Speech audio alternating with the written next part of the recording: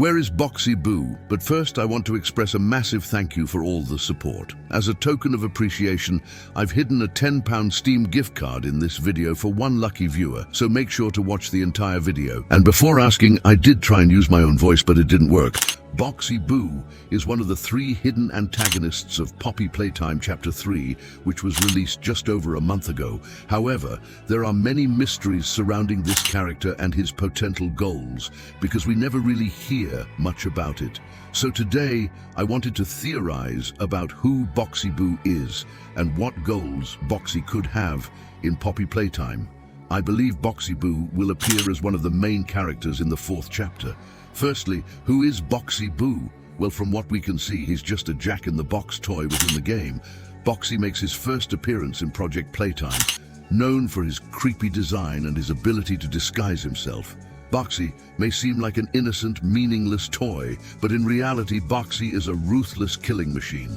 Despite Boxy's thirst for blood, not like the other bigger bodies, it was once a toy inside Playtime Co. There were some screenshots from the Poppy Playtime archive showing what Boxy Boo used to look like on the factory line, as well as some artworks and cardboard cutouts showing that it was actually charming.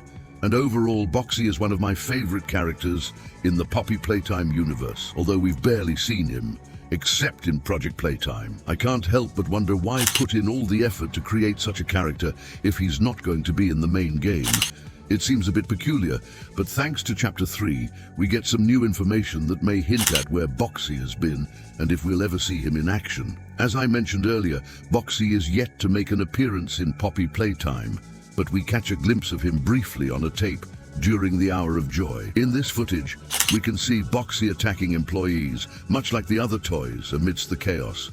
This suggests that Boxy Boo is indeed canon in the Poppy Playtime universe. Also, if you look closely, you can spot its toy version at the prototype shrine created by Cat Nap. I believe Boxy Boo will become one of the main antagonists in the next chapter. Boxy Boo, portrayed as a fictional toy character, appears joyful and energetic, though in his monster form, it's extremely savage, capable of devouring people whole with a giant bite, as shown in the cinematic trailer. Although always hungry, Boxy Boo has a certain level of patience. It can play the long game by hiding in its box and attacking when people least expect it. Now let's delve into why it wasn't present in any of the previous chapters. The Jack-in-the-Box toy, Boxy Boo, was initially created in 1966, 5 years after the creation of Bron. It didn't achieve the success Playtime Co. had hoped for, making it less popular than other toys. It didn't appear in the main lineup of mascot toys in the 90s.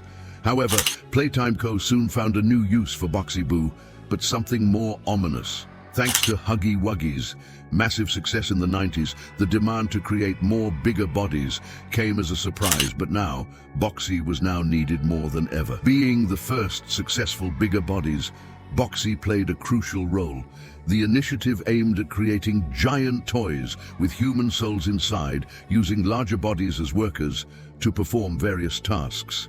This helped Playtime Co. effectively increase its workforce without the need for human workers requiring payment and breaks. However, the souls within the bigger bodies suffered severe amnesia, becoming completely new individuals. Because of this, Boxy Boo turned hostile and aggressive, a far cry from being something cherished by children. Therefore, Boxy Boo had a different job.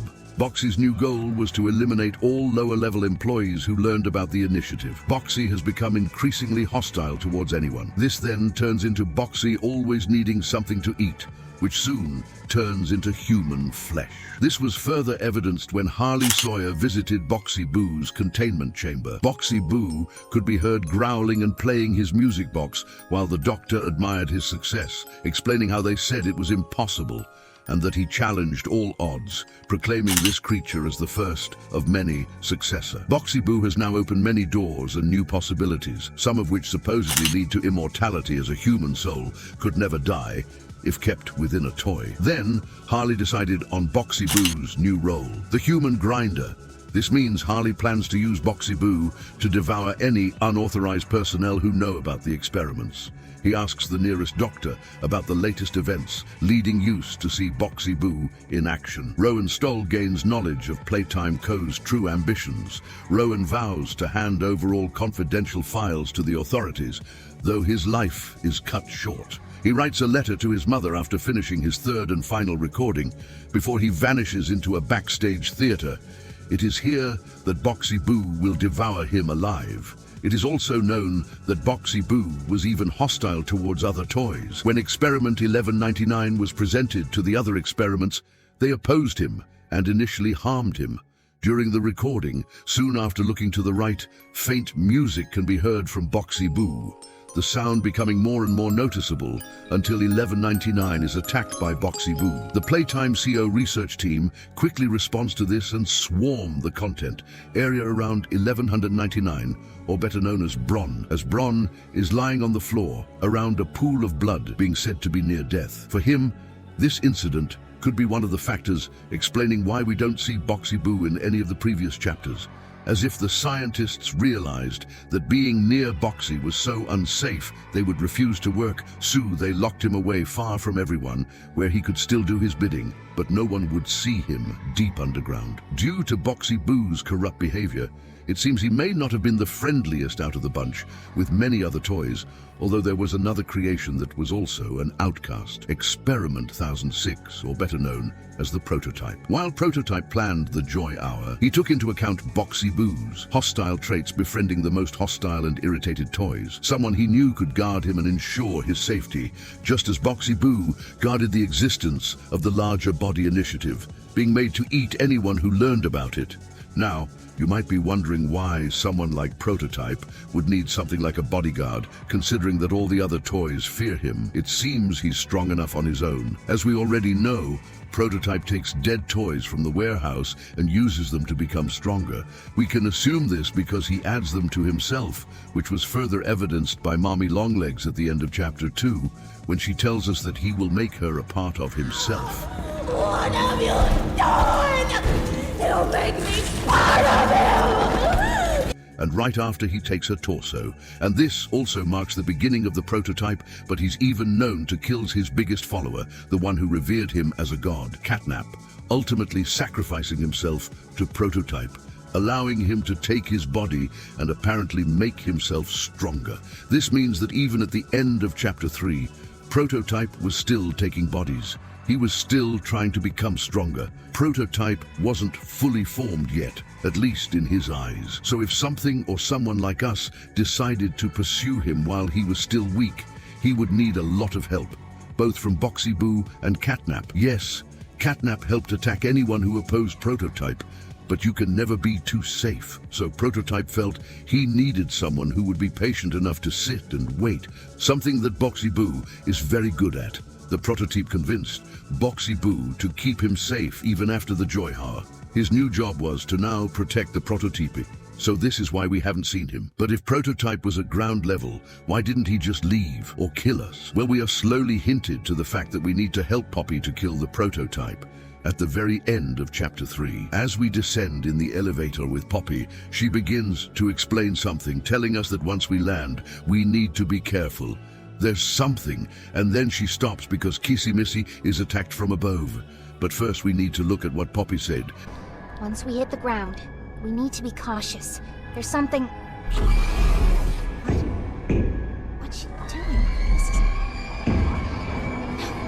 No! As it's important and is very interesting that we're going even deeper than before.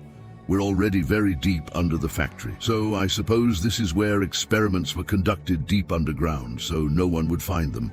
I guess this is where Prototype hides.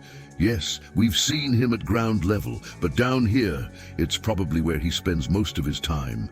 And he's keeping all the dead toys he took, so we already know why we're going down. Poppy is about to explain to us that the Prototype isn't down here, but something else. Now this is likely to be Boxy Boo, as he's patient, as I mentioned earlier, but as well Boxy Boo could have been locked down here because of how unpredictable he had become. So when the Hour of Joy began, he was now tasked with protecting the prototype. And this could be shown from Dogday's perspective, as he's missing half his body, and who other than Boxy would be able to rip half Dogday's body off within seconds? But that leads to the question, where is Boxy now? Boxy could have been waiting down here patiently for us to encounter him now in the next chapter. Who attacked Kissy Missy while we were in the elevator? Well, I think everyone's first guess is Prototype, but we've never actually seen him attack anyone, as others always do it for him. Catnap is a prime example of this.